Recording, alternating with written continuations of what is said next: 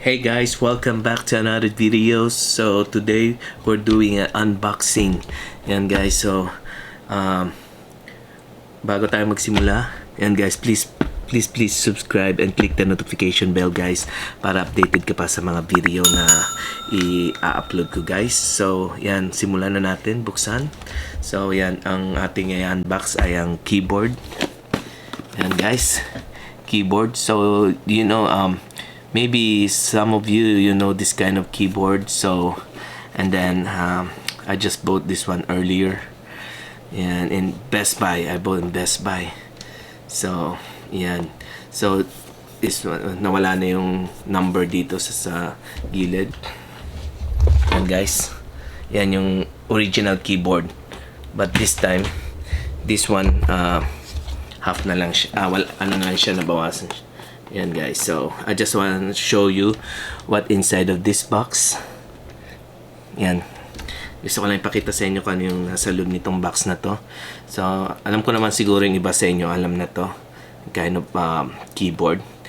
So this one of kind of the nice brand, Pro Logitech. Yeah, this one of the best brand of gaming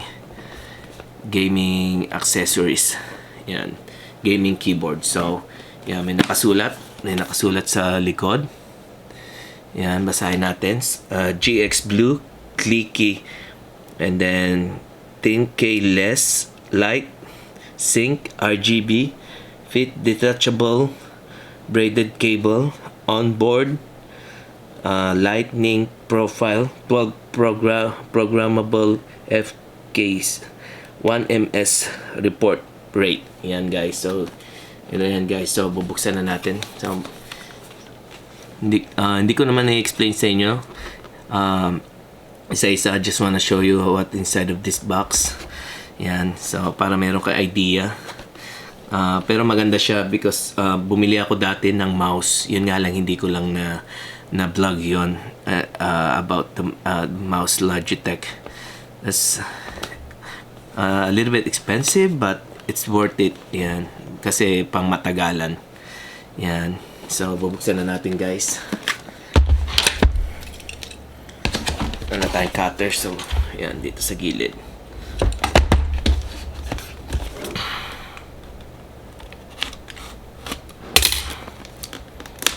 Yan. Oop. Yan guys, yan yung box niya. Yan guys.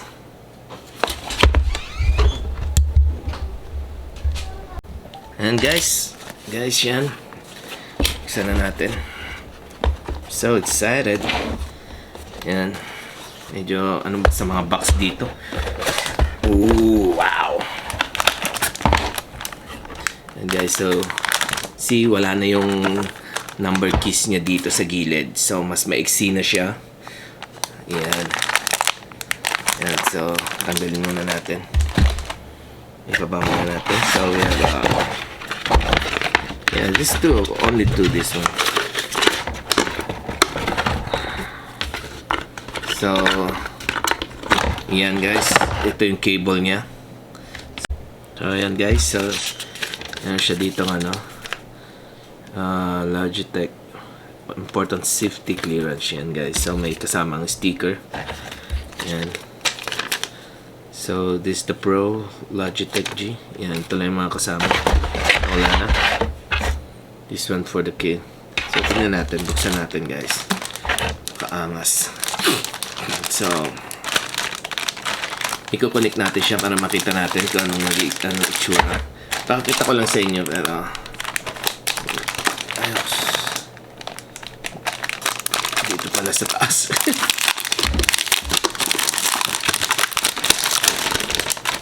Uy, medyo mabigat siya. Wow. And so this is the isang kind of keyboard. Yan. So this is the one. Ito yung Logitech na binili ko. So mas maiksi na siya. Yan guys. So yan yung pinagkakaiba nila ngayon. Kaya maganda pang gaming. So meron ka na mas space sa table mo. Yan, so ite-testing natin. Ang ganda. Yan, so susubukan natin guys. So punta tayo doon sa computer ko. Let's go. Yan guys, so meron siyang stand sa likod. It's the stand. Yan.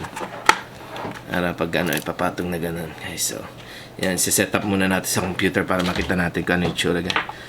So let's go. And guys, so siniset up namin yung bagong keyboard ni Jayco. Kasi sira na yung keyboard. Wala nang mga tag na doon. Oh, there's a key that's missing. Yeah, tapos And the yung space space bar. Pati yung some of keys hindi na rin. Yan guys. Yan na siya, napakasimple lang guys. I have to go get them. Yan. Yan yung sinasabi kong mouse. Pakita man na. Yan din. Wireless siya. Pwede rin siyang wired. Yan. So, use this one. What's this? Yan. Sundan mo yan. Yan guys. Napakasimple lang siya. So, dati meron numlock dito. So, now, mas marami ka ng space. Mas marami na siyang space. Yan. We can see the monkey type thing. Yan guys. So, ano masasabi na? Comfortable? Yes. Yeah, it's nice. Yan guys. Meron na siyang space. Mas more space na siya ngayon. Alright guys. Guys, so hanggang dito na ang video na to. Sana yan, kahit papano meron ako na-share about sa keyboard. Kind of keyboard is Logitech. Medyo may kamahalan siya but it's worth it. Yan lang guys. So, see you for the next video guys. Peace. And please don't forget to subscribe guys. Mwah.